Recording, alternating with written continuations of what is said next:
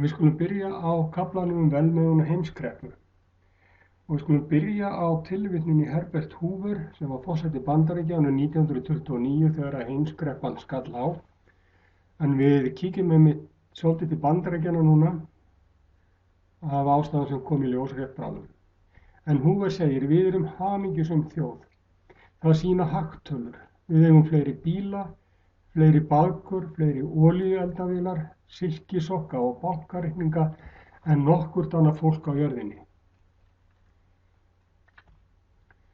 Það var nefnilega þannig að Bandaríkjamenn, þeir græddu á fyrri heimsstyrjöldinni. Auðvitað voru Bandaríkjamenn sem féllu, en þeir græddu á henni, kannski ekki síst eftir hana, því að þá var Evrópa í rústum. Öll fyrirtæki voru meira og minna í lamasessi, höfðu verið eyðilögð, að þeim hafði verið breytt í að framleiða vopn, en bandarísk fyrirtæki þau blómstruðu. Þau voru keyrð í fullum gangi allt stríðið, alla fyrir heimsstyrjöldina, og þau voru svo tilbúin til að framleiða, og þau gátu flutt út til Evrópu, og bandaríska hagkerfið var líka mjög öflugt. Þeir voru að kaupa hver af öðrum, og verksmiðjurnar þeirra, þær tóku miklum breytingum, og eitt af því sem gerðist og var til þess að verksmiðjurnar í Bandaríkjunum gátu framleitt miklu meira heldur en höfðu gert, var færibandið. Og það er oft eignað Henry Ford, þeim sem smíðaði Ford-bílana. Og framleiðsla bíla og heimilistækja í Bandaríkjunum jókst gríðarlega mikið. Þvottavélar til dæmis. Bara það að geta þvegið í vél í staðinn fyrir að þvo í höndunum breytti mjög miklu fyrir heimilin í Bandaríkjunum. Fólk gat gert meira, en það var þetta hérna, færibandið, sem að fyrst og fremst breytti öllu. Í staðinn fyrir að einn maður smíðaði einn bíl aleinn, að þá voru það margir menn sem að tóku sig saman á færibandi og smíðuðu einn bíl, þannig að það var miklu ódýrara og fljótlegra að smíða alla hluti. Og færibandin voru ekki bara í bílaiðnaðinum, heldur í allri tækjaframleiðslu. Og ef við skoðum hérna sölu á nokkrum tegundum af neysluvörum í Bandaríkjunum, þá sjáum við dálkinn hérna 1920 og dálkinn hérna aftur dálkinn 1929. Bílar. Árið 1920 eru 7 milljónir bíla framleiddir. 29 hefur þetta þrefaldast. Símar. Framleiðslan á þeim tvöfaldast, úr 13 upp í 20 milljónir. En sjáum við hér kæliskápinn, ísskápinn. 1920 eru 5.000 kæliskápar framleiddir í Bandaríkjunum. 1929 eru komnir í 9 milljónir. Myndið þið vilja vera án ísskáps heima hjá okkur? Og svo er annað tæki hérna, útvarpstæki. 1920 voru 60.000 framleidd, en 10 milljónir árið 1929. Og útvarpið, það breytti ekki bara því að það var hægt að flytja fréttir og annað slíkt, heldur breytti það menningunni, vegna þess að tónlistamenn sem áður höfðu þurft að dreifa tónlistinni sinni bara með nótum, prenta nótur, og menn keyptu nótur og spiluðu svo heima hjá sér. Þeir gátu farið að selja plötur, það var hægt að grammafóninn er komin þarna, og það var hægt að flytja þetta í útvarpi. En að við fengum allt í einu poppstjörnur, einhverja vinsæla listamenn. Og hér er sem sagt mynd af því sem er að breytast. Hér er frægur jazztónlistarmaður.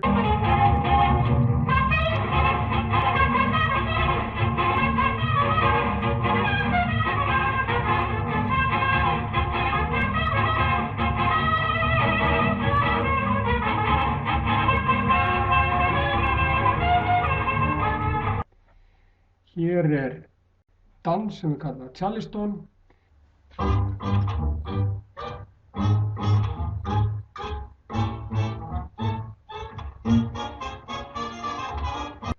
Hérna erum við komið með meira segja bíómynd í lit, Gold Diggers of Broadway, fyrsta litmyndin held ég.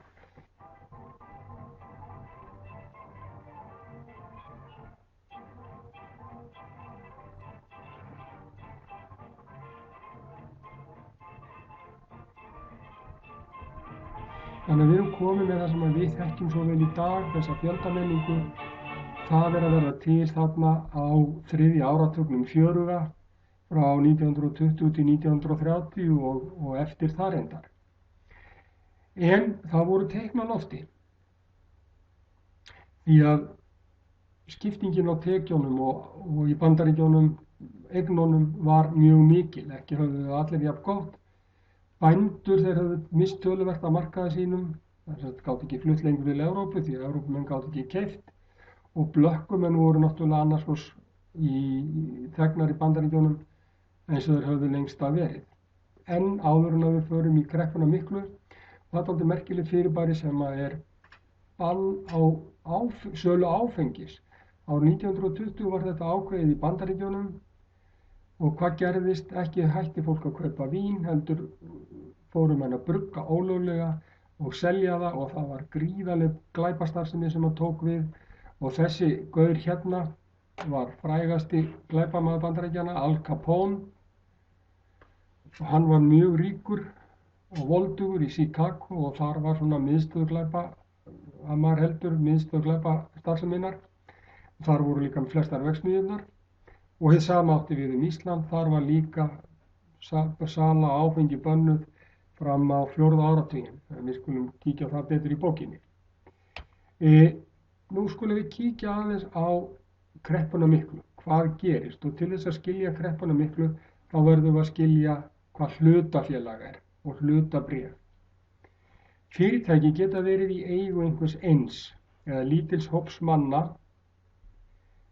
Þá erum við bara með venjulega verksmiðju eða það getur verið hlutafélag. Hver sem geti keypt hlutabréf, einn lítinn hlut í verksmiðju.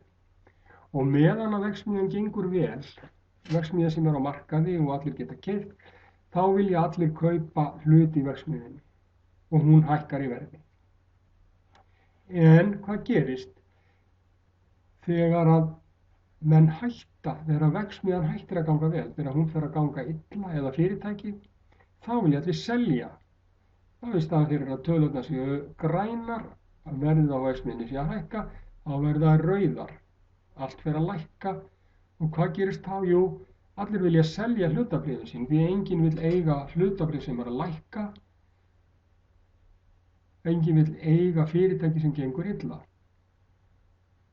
En hvað gerist þegar allir vilja selja í öllum fyrirtækjum? Það var einmitt það sem gerðist í kreppunni miklu. Og ef við horfum aðeins á þessa mynd hérna, þá það, skulum við byrja hérna á myndinu númer 1, á bóndanum, sem getur líka verið einhver lítil verksmiðja eða eitthvað svoleiðis. Hann framleiðir of mikið og getur ekki selt allt, þannig að hann þarf að henda því. Og af því að framleiðslan hjá honum eða í einhverjum verksmiðjum minnkar, þá minnkar peningarnir sem að þessi maður fær og aðrir menn.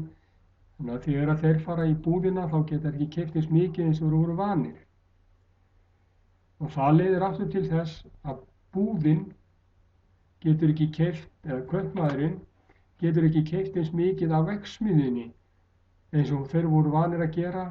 Þannig að framleiðslan í verksmiðjunni hún minnkar og minnkar eins og við sjáum hérna. Og hvað þýðir það? Verðið á hlutabréfunum í verksmiðjunni lækkar og allir sem áttu hlutabréf í verksmiðjunni, þeir vilja selja sín hlutabréf. Og hvað gerist ef allir vilja selja sín hlutabréf í einu? Verðið á hlutabréfunum lækkar. Og mjög margt fólk hafi til dæmis tekið bankalán til þess að kaupa sér hlutabréf. Og hlutabréfin voru núna jafnvel að verða einskis virði. Fólkið var orðið blankt og gat ekki borga fyrir lánin sín. Og hvað gerist þá? Jú,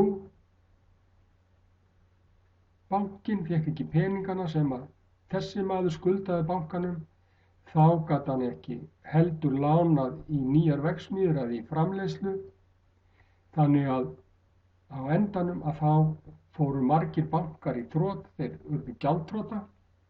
Þeir gátu ekki lengur, þeir fengu ekki lengur lánin sín greidd og þar með gátu þeir heldur ekki lána inn í verksmiðjurnar sem þurfti að loka, þannig að við erum komið með vítahring og það sem gerist að fólkið í verksmiðjunum verður atvinnulaust eða fær miklu lægra kaup sem aftur þýðir það að þeir get ekki keypt í búðunum, þannig að þetta verður svona vítahringur sem gengur hring eftir hring. Þetta gerðist í október árið 1929 í Bandaríkjunum og þetta gerist ekki bara í Bandaríkjunum, heldur breiddist þessi kreppa sem byrjaði þar til allra landa. Það var verðfall á korni í Kanada, það var verslun með silki frá Japan dróst saman, verðfall var á tínu og gúmmíi í Malasíu, ullin frá Ástralíu og Nýja-Sjálandi féll í verði, nautakjötið frá Argentínu, Brasilíumenn gátu ekki selt kaffi sem þeir framleiddu, sem þýddi það náttúrulega að allir fengu minna kaup, sala á hráefnum frá Afríku minnkaði og það sem að Bandaríkjamenn gerðu þegar allt var komið í kaldakoli á þeim var það að þeir heimtuðu tilbaka lán sem að þeir höfðu lánað fyrirtækjum í Evrópu og fyrirtækin í Evrópu þurftu að borga þau ef þau gátu það. Þannig breiddist kreppan mikla sem að byrjaði í Bandaríkjunum út til alls heimsins og við köllum hana kreppuna miklu eða heimskreppuna miklu. Og nú skulum við snúa okkur að því að gera verkefnin úr kaflanum velmegun og heimskreppu.